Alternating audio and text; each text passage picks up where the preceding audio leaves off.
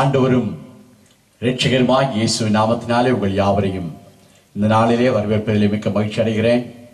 இந்த ஷாலோம் திருத்துவ சபையின் மூலமாய் உங்களை சந்திப்பதிலே மிக்க மகிழ்ச்சியும் சந்தோஷமும் அடைகிறோம். இந்த நாளிலே கர்த்தருடைய வார்த்தையை நீங்கள் கேட்கும்படியாய் நேரம் எடுத்துக்கொண்டபடினாலே கர்த்தர் உங்களை நிச்சயமாய் ஆசீர்வதிப்பார். தேவனுடைய வார்த்தையை கவனமாய் கேளுங்கள். கர்த்தருடைய வார்த்தையிலே தேவன் விடுதலை வைத்திருக்கிறார். எனவே இந்த நாளிலே நான் உங்களோடு கர்த்தருடைய வார்த்தை பகிர்ந்து கொள்ள விரும்புகிறேன். சங்கீதங்களின் புஸ்தகம் 81வது அதிகாரம் 6வது வசனத்திலிருந்து 10வது வசனம் வரை உங்களுக்காக நான் வாசிக்கும்படியாக விரும்புகிறேன்.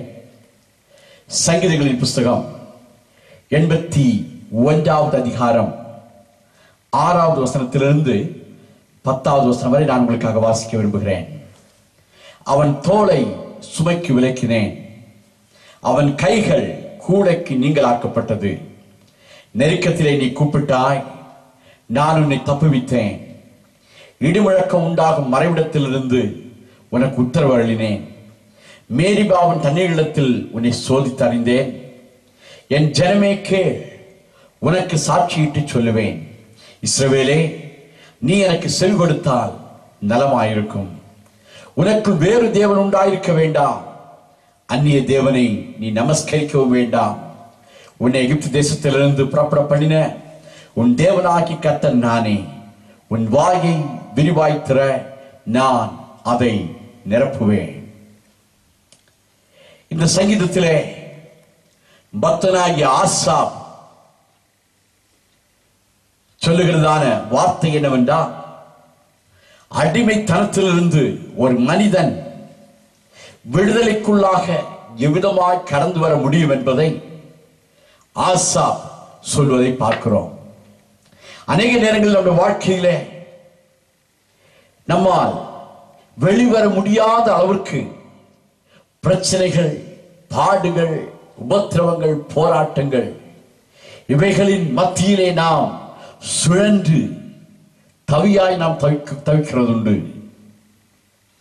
சில நேரங்களிலே பண பிரச்சனைகளினாலும், வாழ்க்கை சூழ்நிலைகள், வியாதிகள், பலவிதமான சூழ்நிலைகளின் மத்தியிலே ஜனங்கள் தவிக்கும் பொழுது தங்கள் வாழ்க்கை ஒரு அடிமைத்தனத்தின் வாழ்க்கையாய் மாறிவிட்டதாக அப்படி எண்ணுகிறது உண்டு.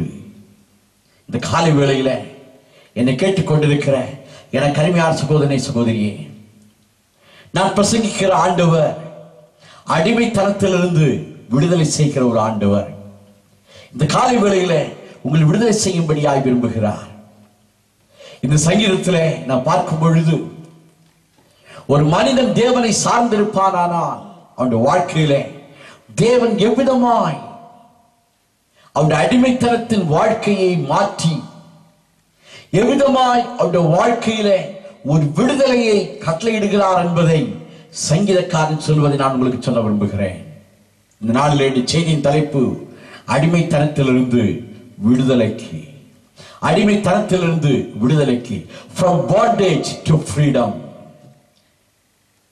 ஒரு மனிதன் முதலாவதாக அடிமைத்தனத்திலிருந்து விடுதலைக்கு வர வேண்டுமானால் அவன் என்ன செய்ய வேண்டும்? இங்க வாசிக்கிறோம் 81வது சங்கீதம் 6வது வசனத்திலே வேதம் சொல்கிறது, அவன் தோளை சுமைக்கு விலக்கினேன், அவன் கைகள் கூடைக்கு நீங்களாக்கப்பட்டது.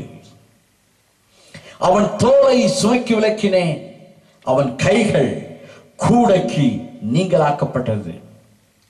இஸ்ரவேல் ஜனங்கள் எகிப்திலே அவர்கள் பட்ட பாடுகளை குறித்து இங்க நான் வாசிக்கிறோம். இந்த ஜனங்கள் என்ன செய்தார்களாம்? ஆண்டவரை பார்த்து கதறி அழுதார்கள். எனக்கு அருமையானவர்களே, நான் உங்களுக்கு சொல்லக்கூடிய முதல் ஒரு சிந்தை, ஒரு குறிப்பு என்னவென்றால், முதலாவதாக ஒரு மனிதன் தான் அடிமைத்தனத்தில் இருக்கிறான் என்பதை அவன் ஒத்துக்கொள்ள வேண்டும். அநேகர் இன்றைக்கு தங்கள் வாழ்க்கையிலே அவர்கள் விட முடியாத பழக்க வழக்கங்கள், அவர்களால் வெளிவர முடியாத சில சூழ்நிலைகளுக்குள்ளாய் அவர்கள் செல்லும் பொழுது தாங்கள் எவ்விதமான சூழ்நிலைகளை இருக்கிறோம் என்பதை அவர்கள் அறியாதபடி, உணர்ந்து கொள்ளாதபடி அவர் வாழ்கிறார்கள்.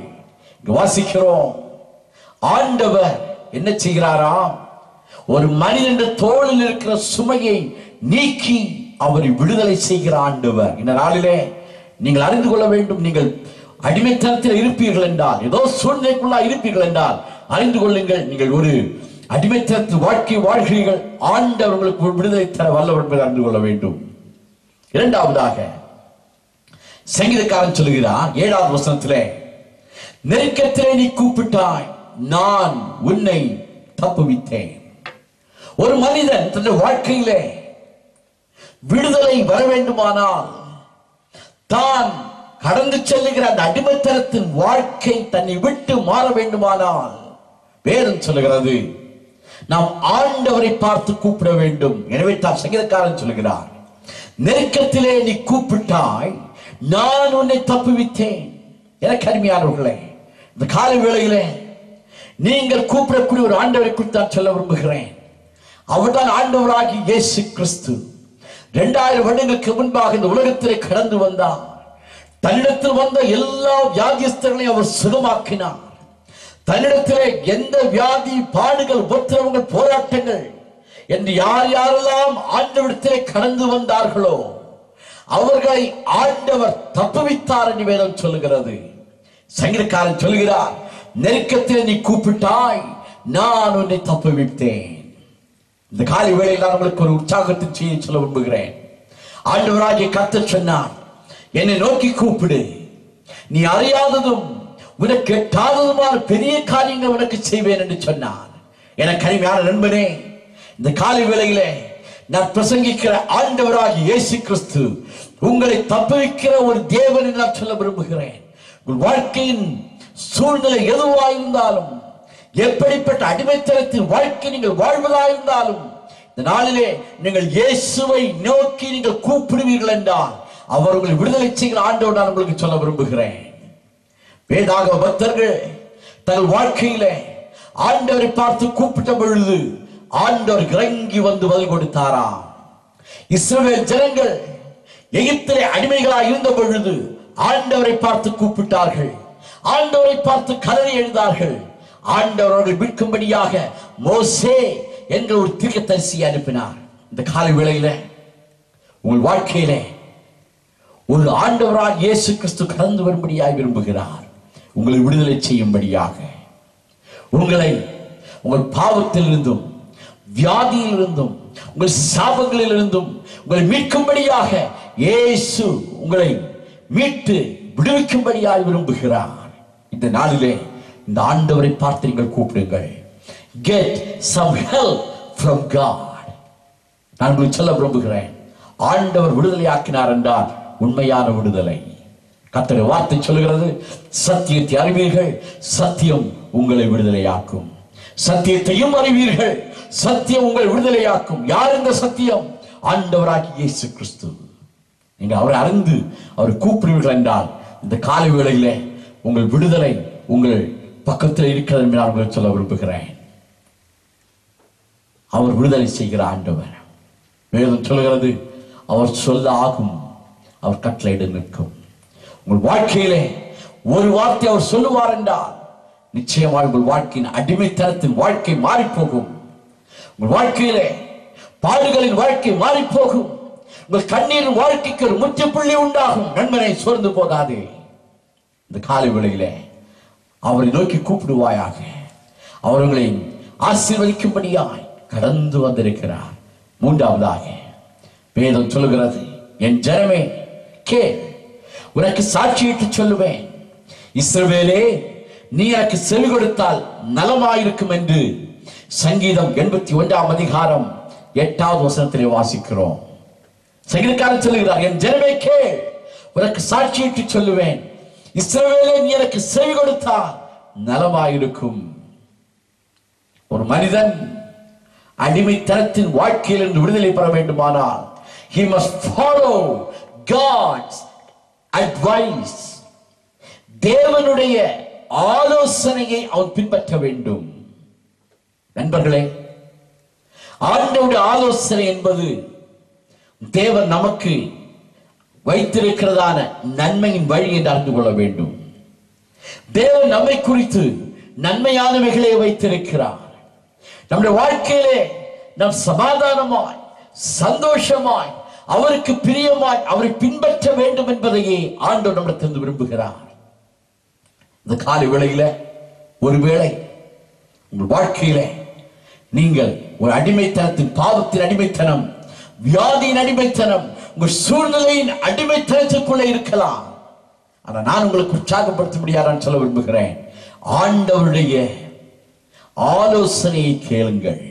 வேதம் சொல்கிறது, இஸ்ரவேலே நீ எனக்கு செவி கொடுத்தால் நலமாயிருக்கும். தேவனுக்கு நாம் செவி கொடுப்போமானால், ஆண்டவர் சொல்வதை நாம் நம்முடைய வாழ்க்கையிலே கேட்டு பின்பற்றுவோமானால், நிச்சயமாக நான் உங்களுக்கு சொல்ல முடியும், நீங்கள் நானும் ஆசீர்வதிக்கப்பட்டவர்கள், ஆசீர்வதிக்கப்பட்டவர்களாகவே காணப்படுவோம். நம்முடைய வாழ்க்கையிலே, நம்முடைய வாழ்க்கை சூழ்நிலைகளிலே நாம் ஆசீர்வாதமாக இருப்பதற்கு இந்த நாளிலே ஆண்டவருடைய ஆலோசனையை நாம் தேட வேண்டும். தேவன் நமக்கு ஆலோசனை தருகிறவர். கர்த்தர் வார்த்தை சொல்கிறது, நான் உனக்கு போதித்து நீ நடக்க வேண்டிய வழியிலே உன்னை நடத்துவேன், உன் பேரில் என் கண்ணை வைத்து உனக்கு ஆலோசனை சொல்லுவேன் என்று சொன்னார். ஆண்டவராகிய கர்த்தர் இந்த நாளிலே உனக்கு ஆலோசனை சொல்லும்படியாய் விரும்புகிறார். நம்முடைய வாழ்க்கையிலே அநேக முறை மனுஷ ஆலோசனை கேட்டு நாம் ஏமாந்து போயிருக்கிறோம் அல்லவா? இந்த நாளிலே இந்த ஆண்டவருடைய